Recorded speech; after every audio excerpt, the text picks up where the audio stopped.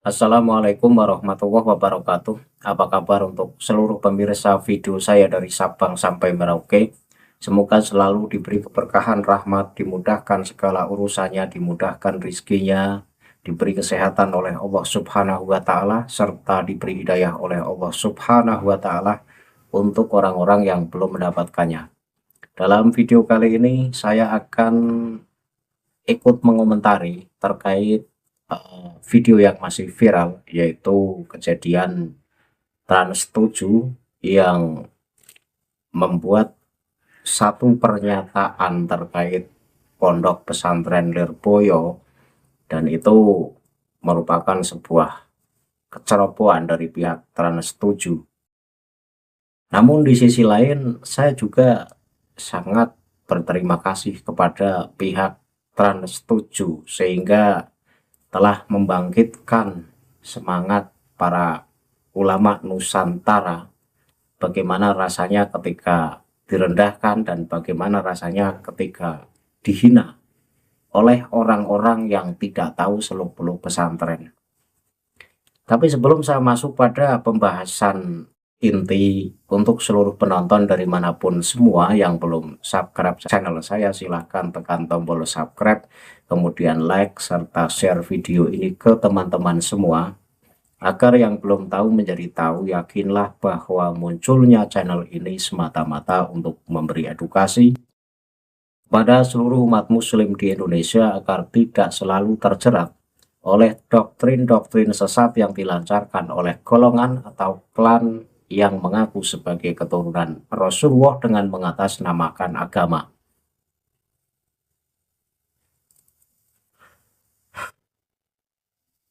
Selanjutnya, sebagai bahan pembahasan, akan saya tampilkan satu cuplikan video di mana acara TV Trans 7, yaitu acara Expose, ini menampilkan kehidupan di pesantren, dan itu tampak pesantren Lirboyo, dan di situ dikritisi oleh video tersebut, artinya dikritisi oleh pembawa acara dari acara Expose tersebut. Penonton bisa simak video yang akan tayang berikut ini.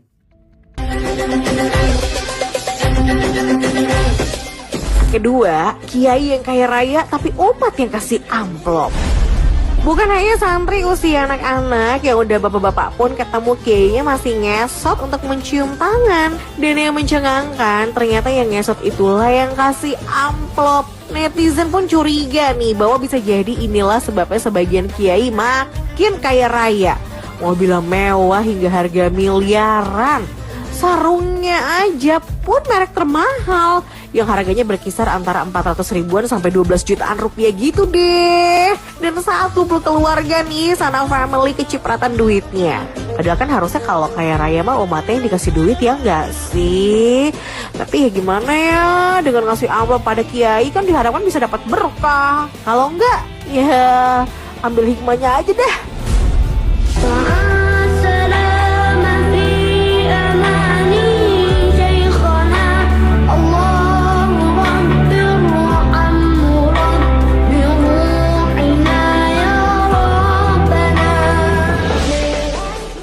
Dari video yang baru saja kita saksikan, di situ pembawa acara dari acara Expose Trans 7 ini meliput kehidupan di pesantren, dan itu tampak pesantren Lirboyo, di mana banyak santri kemudian jalan sambil ngesot lah. Ini dikritisi oleh pembawa acara tersebut. Kemudian para santri yang jalan sambil ngesot itu kemudian memberi amplop kepada kiainya.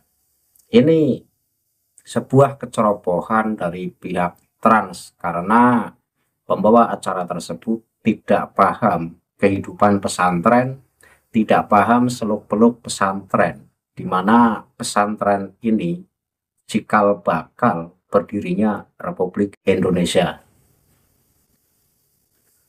Jadi sebelum terwujudnya negara Republik Indonesia, ini yang menggaungkan semangat perjuangan ini digaungkan oleh Hadratus Syekh Kiai Haji Hasyim Asy'ari, di mana santri dan kiai itu hubungannya sangat erat. Santri itu samaan wa ta'atan kepada kiai. Ketika kiainya menggelorakan semangat perjuangan, mari kita lawan penjajah, maka pada saat itu pula dikomandoi oleh Hadratus Syekh Hasyim Asy'ari, para santri-santrinya berjuang mati-matian, tumpah darah, membela negara Republik Indonesia yang tercinta ini dari serangan penjajah Belanda. Jadi ketika pembawa acara Trans 7 ini tidak tahu seluk-beluk pesantren, ini jangan membuat satu pernyataan yang di situ menyakitkan para kiai-kiai Nusantara. Tapi di sisi lain, saya sangat berterima kasih kepada pihak Trans 7 yang telah berani membangkitkan amarah kepada semua alumni dari Pondok Pesantren Lirboyo. Karena Lirboyo ini adalah salah satu pondok pesantren terbesar, di mana saat ini santri yang mukim di Lirboyo itu ada sekitar 40.000. Tidak main-main.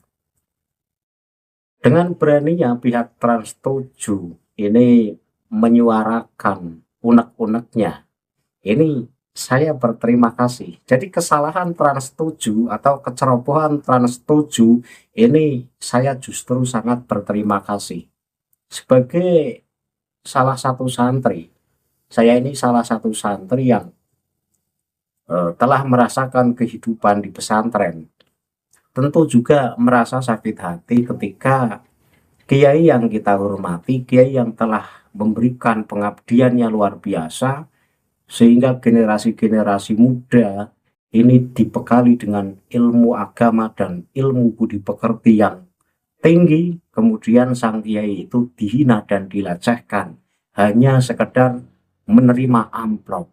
Padahal kiai ini tidak pernah meminta amplop, baik dari wali santri maupun dari santrinya sendiri. Tetapi kiai juga tidak berhak menolak ketika dari pihak santri atau dari pihak wali santri ini memberikan sekedar uang amplop sebagai bentuk terima kasih atas jasa kiainya yang telah mendidik putra-putri mereka sebagaimana mendidik putra-putrinya sendiri. Itu hanya bentuk terima kasih dan tidak sebanding dengan perjuangan para kiai-kiai pengasuh pesantren yang telah rela menghabiskan waktunya untuk mendidik generasi-generasi muslim di Indonesia. Maka ketika pihak Trans 7 membuat satu kecerobohan yang pada akhirnya menimbulkan reaksi keras dari para alumni Ponpes Lirboyo dan menyuarakan satu suara boikot Trans 7, ini ya wajar sebagai bentuk kemarahan dari orang-orang yang pernah merasakan kehidupan pesantren. Tetapi terima kasihnya saya kepada pihak Trans 7, ini pihak Trans 7 ini telah berhasil membuat para kiai Nusantara marah. Nah, ketika dihina, ketika derajatnya diinjak-injak, ketika harkat dan martabatnya direndahkan, ini marah. Seharusnya ketika kiai-kiai pribumi kemudian dihina oleh Habib-Habib Yaman yang ngaku sebagai keturunan Rasulullah, seperti halnya Kiai Haji As'ab Saifuddin yang pernah dihina di depan umum oleh Habib Taufik Assegaf. Kemudian ada Gus Nur pada waktu 10 tahun yang sudah lewat, lagi ceramah kemudian diturunkan dengan tidak hormat dari podium ceramahnya, juga diturunkan oleh para kabib. Itu adalah bentuk pelecehan dan penghinaan. Kemudian ada Gus Dur yang dihina buta mata buta hati oleh Habib Yaman, dihina oleh Rizik Syihab, pernah juga dihina oleh Bahar Smith.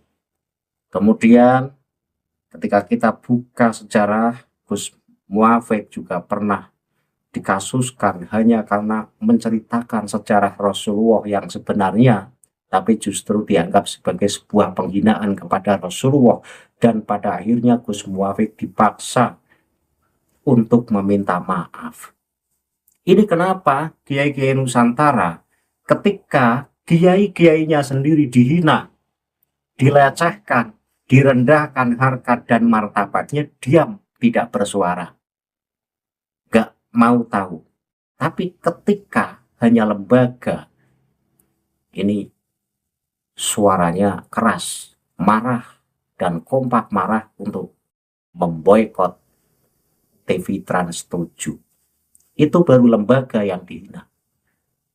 Kenapa para kiai Nusantara tidak merasa marah ketika Rasulullah derajatnya diinjak-injak, ketika nasab Rasulullah dipalsukan, ketika Rasulullah dilecehkan, dan ketika akidah agama Islam ini dipelintir-pelintir dan disesatkan oleh kitab-kitab Ba'alawi dan oleh ajaran-ajaran Ba'alawi atau Kabib-Kabib Yaman.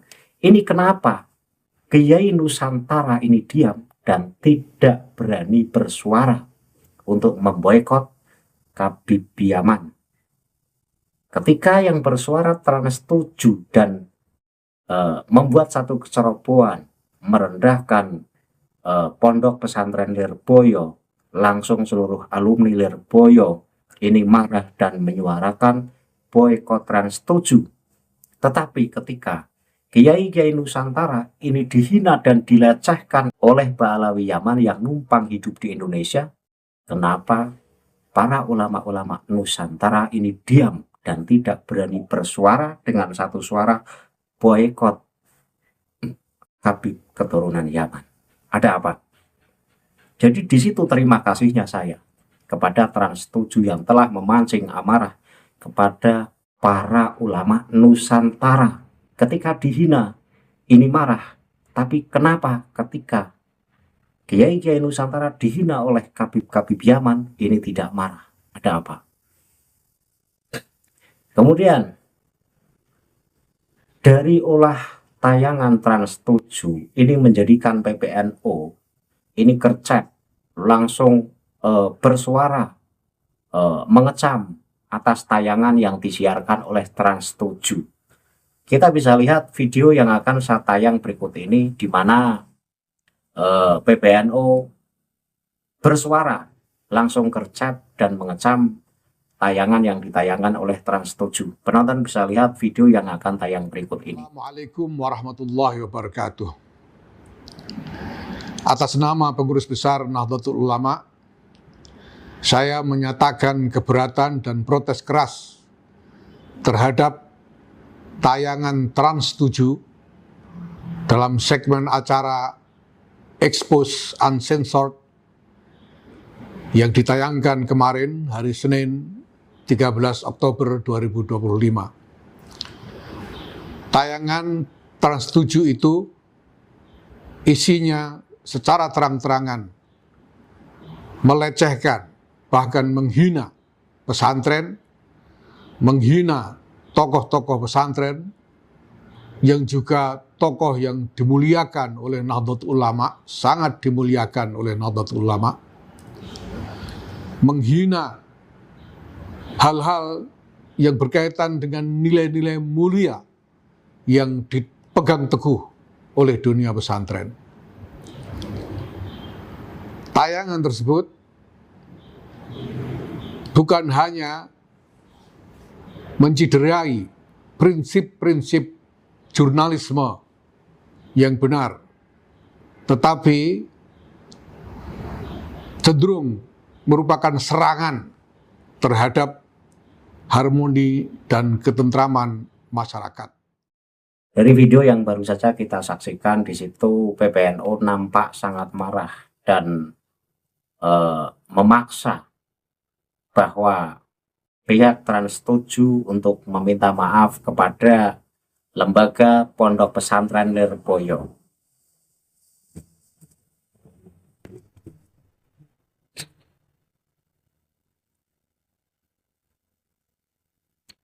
Saya setuju karena walau bagaimanapun itu sebuah perendahan dan pelecehan terhadap lembaga terbesar yang telah banyak melahirkan ulama-ulama Nusantara. Bagaimana rasanya ketika lembaga tersebut kemudian kiainya direndahkan, dilecehkan. Ini saya tidak menyalahkan ketika PBNU kemudian bersuara dan mengecam atas tayangan video dari Trans7. Tetapi lagi-lagi saya mengkritisi. Di sisi lain PBNU ini gercep untuk bersuara. Ketika salah satu lembaga Islam di situ dilecehkan dan direndahkan. Tapi kenapa? Ketika ulama-ulama pribumi direndahkan dan dilecehkan oleh orang-orang Yaman yang numpang hidup di Indonesia, PBNU diam. PBNU bisu, PBNU tidak berani bersuara. Kan sama-sama pelecehan dan penghinaan. Harusnya ini tidak pandang bulu, harusnya tidak berat sebelah. Kritis ya kritis saja, kercap ya kercap untuk segala hal yang perlu dikercapi. Tetapi kan nyatanya tidak. PBNU ketika Lirboyo dilecehkan ini kercap, giliran kiai-kiai pribumi direndahkan oleh kabib-kabib Yaman yang hidup di Indonesia, PBNU diam, PBNU pura-pura tidak tahu. Kemudian munculnya PWI-LS, justru PBNU mengatakan bahwa organisasi PWI-LS disebut sebagai biang kerok kerusuhan. Secara tidak langsung surat resmi PBNU menyatakan begitu. Ini ada apa dengan PBNU? Di sisi lain saya setuju ketika PBNU mengecam atas tayangan Trans7. Tapi di sisi lain, kenapa PBNU tidak gercep dalam setiap persoalan yang berkaitan dengan hal yang merendahkan dan melecehkan harkat martabat ulama-ulama Nusantara. Nah, kalau mau boykot Trans7 ya boykot Kabib Yaman yang hidup di Indonesia. Karena ketika Trans7 diboykot dengan alasan merendahkan pengasuh pondok pesantren Lirboyo, tak beda jauh dengan Kabib-Kabib Balawi yang di situ banyak merendahkan kiai-kiai Nusantara, belum lagi dawir-dawirnya. Ini kenapa kiai-kiai Nusantara pada diam, tidak berani bersuara, dan ini yang sangat saya sayangkan. Saya kira itu saja yang bisa saya sampaikan. Pada intinya, secara pribadi saya juga menganggap bahwa tayangan Trans7 itu sebuah tayangan yang ceroboh, karena pembawa acara ini tidak memahami seluk-beluk kehidupan di pesantren yang sebenarnya. Jika pembawa acara ini tahu seluk-beluk hidup di pesantren, tentu akan tahu bagaimana kita diajari nilai-nilai hormat kita kepada kiai, takzim kita kepada kiai, karena beliaulah yang telah memberikan ilmu kepada kita, beliaulah yang telah banyak mengorbankan waktu demi mendidik generasi-generasi Indonesia sehingga menjadi generasi yang berilmu dan berakhlakul karimah. Nah, kalau soal kiai kemudian dikasih amplop, menerima amplop, apa salahnya? Kiai itu tidak dapat gajian dari pemerintah, toh itu tidak matok. Dan sebagian uang amplop yang dikasihkan wali santri atau santri, ini sebagian besar masuk ke kebutuhan pesantren, seperti halnya untuk menambah gedung. Dan itu manfaatnya juga kembali ke masyarakat. Jadi jangan menilai bahwa kiai pesantren kemudian menerima amplop itu dijadikan sebagai sumber kekayaan, itu salah total. Makanya dari pihak Trans7 ini alangkah baiknya pahami dulu kehidupan pesantren. Kemudian ada lagi yang mengatakan di pesantren itu serasa dijadikan budak, seperti ketika pembangunan itu ikut kerja, membantu ikut membangun gedung. Itu dalam pesantren disebut istilah ro'an. Ro'an itu tenaga kita ya sebagian kita berikan atau kita abdikan untuk pesantren. Alasannya sederhana. Alasannya, pada saat kita sudah tidak lagi pesantren, paling tidak kita punya kenangan. Kita ikut berpartisipasi. Itu loh gedung itu kita pernah ikut membawa adukan semen. Itu loh gedung itu kita pernah ikut berpartisipasi dalam membangun. Itu. Jadi kita meninggalkan sejarah di pesantren. Dan itu bukan paksaan, itu sukarela dari santri. Karena santri juga sadar, lembaga mau besar mau tidak, ini ya dari santri dan kiai. Lembaga pendidikan pesantren ini kan nggak disokong oleh pemerintah. Mau besar mau kecil, ini ya dibesarkan oleh pribadi. Itu alasannya. Sehingga saya mengatakan apa yang ditayangkan oleh Trans 7 itu sebagai bentuk kecerobohan di sisi lain, tetapi di sisi lain saya mengatakan bahwa saya juga berterima kasih kepada pihak Trans 7 yang telah membuka mata hati para ulama Indonesia. Bagaimana rasanya dihina, bagaimana rasanya dilecehkan, bagaimana rasanya direndahkan. Tentu marah dan tidak terima. Nah, kemarahan ini seharusnya tidak pilih kasih. Ketika merasa direndahkan, ketika merasa dilecehkan, kemudian marah, maka seharusnya ketika kita, warga pribumi, ulama-ulama pribumi, kemudian dilecehkan, direndahkan oleh Habib Yaman yang numpang hidup di Indonesia, seharusnya ulama-ulama Nusantara juga marah. Ketika ulama-ulama Nusantara yang merasa tidak terima karena tayangan Trans 7 sehingga menimbulkan suara boykot Trans 7, maka seharusnya ulama-ulama Nusantara juga marah karena Habib Yaman merendahkan dan melecehkan ulama Nusantara. Seharusnya juga bersuara boykot Habib Yaman. Itu yang saya harapkan. Akhirul kalam, billahi taufiq wal hidayah. Wassalamualaikum warahmatullahi wabarakatuh. Salam waras untuk seluruh muslim di Indonesia.